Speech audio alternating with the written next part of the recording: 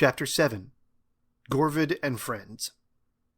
Sunday evening, across town, in an old abandoned natural gas refinery, Aubree Wallace banged on a large empty drum, then leaned against it and waited, arms crossed. The glare on her face had not softened since Friday night, and it had remained there as she had made her camp in the thicket of trees about a mile from the Heafordtown border. Her fire the first night had been barely anything, and she hadn't had a full meal since leaving the cafe. A few grubs from the ground, some walnuts, and a rabbit, plus the water she'd been able to boil, but nothing else.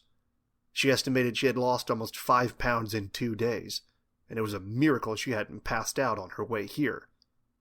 After what seemed like hours, but in reality was only minutes, 3 shapes dropped down around her, all dressed in black pants and hoodies, having watched her from the structure above.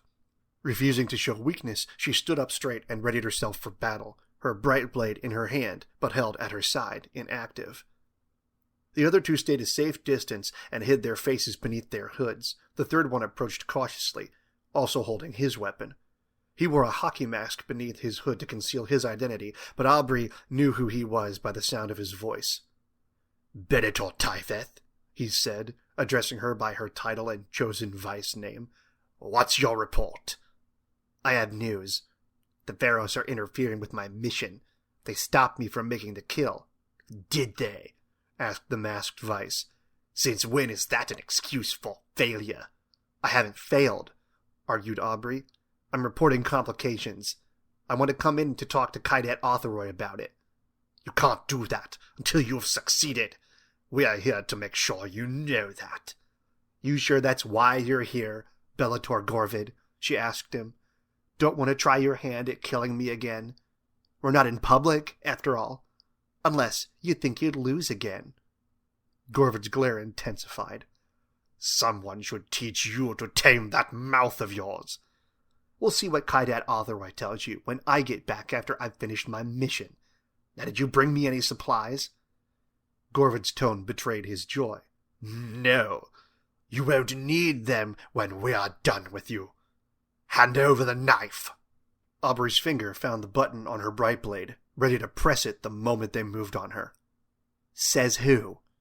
Gorvid held out his hands and sneered. "Says Cadet Authoroy." He must have seen the look on Aubree's face that he was hoping for, even though she tried to control herself, because he chuckled maliciously. "What? You didn't think he'd finally had enough of your failures? How many times has he put up with you? You're officially Death Theory." The word stung like a slap to the face. "You're lying," she hissed. "Give us the dagger and tell us what you know, and we'll take you to him to plead your case." "He would never give you an order like that." Venator Gorvid's red bright blade snapped to life. "You're right, Death Theory. Hand it over, and I promise I'll make it quick." She glared at him and stepped back, not sure if he was bluffing, or if she wanted to call it if it was a bluff. "Daddy's not protecting you anymore, you little Death Theory urchin!" He yelled this as he channeled the fury through him and leapt toward her. The other 2 ignited their blades and followed him. Aubree's rage was stronger at the betrayal, and she unleashed the energy in a blast that shook the ground. It tossed the other 2 back quite a distance, but Gorvid took it head-on and landed on his feet. With a feral growl, he lifted the dirt with a twitch of the wrist and flung it at her face, then charged at her with his weapon ready. She spun away, avoiding the blinding cloud, and brought up her defenses just in time. Gorvid was fast. He'd improved since she had left the sanctuary last, and his rage was more honed and focused than she remembered. She could not overcome his brutal assault or turn it back on him. They were 2 hammers striking at each other, no nails in sight, and he was the bigger hammer just now. She was a smaller, weaker, hungrier hammer, and she couldn't swing much longer. She let him beat her back deeper into the bowels of the refinery, far enough that she could use the terrain to her advantage. His anger was growing as this battle was prolonged, and she could tell his berserker rage was close. She either had to match with her own, not an option right now, or she'd have to outsmart him when he was vulnerable. With an effort that took most of what was left of her strength, Aubree brought a wave of the vigor crashing down through the ceiling above them and leapt away. The piping beams and other dry, crusty remains of the old refinery structure spilled out and slammed into Gorvid, and it was heavy enough that it drove him through the floor. Aubree switched off her bright blade and vanished into the darkness not a moment too soon. The other two entered through a far door, the same one Aubree and Gorvid had come through to get inside. Their two red blades lit up the interior around them. They could sense her nearby but couldn't pinpoint her exact spot in the large room. One of them whispered something to the other, and the second person switched off their bright blade. The singular red beam started toward the large hole in the floor and called for Gorvid. That was when Aubree struck. She flung herself down from the upper level where she'd hidden and ignited her weapon just a split second before impact. The Vice Warrior was skilled, but not very strong.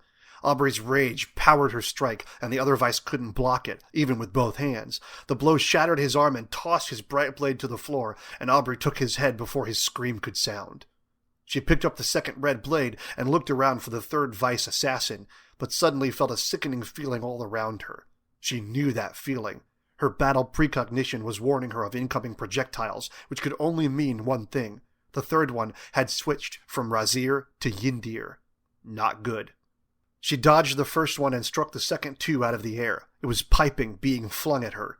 Leaping up and out of the way, she blocked just in time as the yellow blade came spinning out of the darkness to take off her head. When she landed, the floor beneath her buckled, two halves of steel bending to crush her between them. Thinking fast, she cut downward with both blades and carved herself a hole in the floor. She vanished down into it, only to come face to face with Gorvid. His mask had been shattered, pieces of it driven into his face when the ceiling had come down on him. Now he was bleeding, and he was furious. From 30 feet away, he unleashed his berserker rage and charged, tearing through the machinery in his way with his blade and his bare hands. His eyes shone almost as brightly as his blade, and he spit luminous blood as he came on. Luckily for her, she was aware enough to dodge his brutal carving swings, but his foot found its way into her gut and flung her backward. Her head smashed into a pipe and she saw stars. She didn't want to go into her own rage until she knew she had no other choice. The Vice wielding the pain was hovering down through the holes she'd carved, and the metal on this level was coming to life. He wouldn't be difficult to take out if she could get to him. One good hit while he was in the pain, and it would be over for him. Gorvid would be a different story. Even with two bright blades, she might not be able to win this one. Kaidat Altharoy had known just who to send after her to dispose of her if she failed. Her heart lodged in her throat at the thought. She could not go back to him until she had completed her mission. Perhaps, if she kept trying until Oliver Byrne was no more, he would see her dedication and reward her by sparing her life. She could still prove her worth to the Vice and enter the sanctuary again. She only had to live to see it through. These cretins would not stand in her way. The red began to form around the edges of her vision, the beginnings of her berserker rage, as she dodged the missiles flung by the yellow and blocked the powerful blows from Gorvid. Eventually, she was able to leap through an opening in the ceiling back up to the main level. The floor behind her peeled back, and the Vice wielding the pain floated up like a beast from hell, the debris encircling him. Gorvid blasted up a short distance away, punching his way through the metal floor. Aubree was already at the door when he made it up. The third Vice reached out and slammed the door in her face just as she knew he would. She used both blades to slice her way out, then rolled to the side to avoid the hail of projectiles flung at her from behind. The sun had nearly set, and when she retracted both her blades, all she had to do was find the nearest shadow.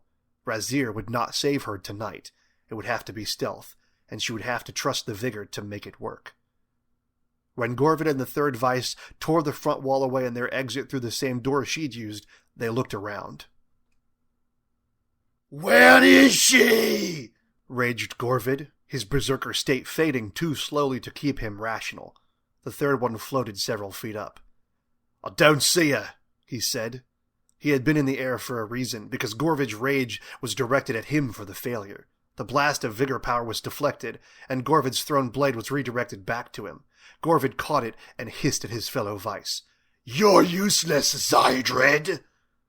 "We almost had her," said Zydred, hovering back to the ground. He collapsed to his knees, and Gorvid glared at him. "We have to look for her," said Gorvid. "I need to meditate," replied Zydred, panting. "Get up, you idiot!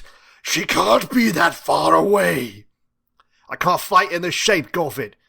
You feel free, but I don't want to end up like Ulzric. She took him out in 2 swings without blinking. She's a shifty one, that Tyveth.